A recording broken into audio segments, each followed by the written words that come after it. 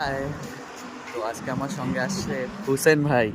हुसैन भाई हाय बोलो। হ্যালো ভাই। हम लोग जा रहे हैं थोड़ा মানে আমরা যাচ্ছি এর কিছু সমস্যার কারণে। আর যাওয়ার আগে কাপড়গুলো লন্ড্রিতে দিব এখানে, তারপর যাচ্ছি। আশা করি ওর কিছু ফাইন লাগবে, দেখা যাক কি হয়, দেখাচ্ছি তোমাদেরকে।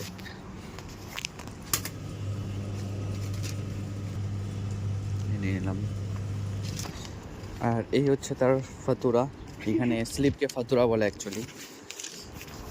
তো ঠিক আছে, যাই আমরা। যাওয়ার পর দেখা হচ্ছে। আজকে মানে কি বলবো, আমাকে টাকাও পাঠাতে হবে ইন্ডিয়াতে।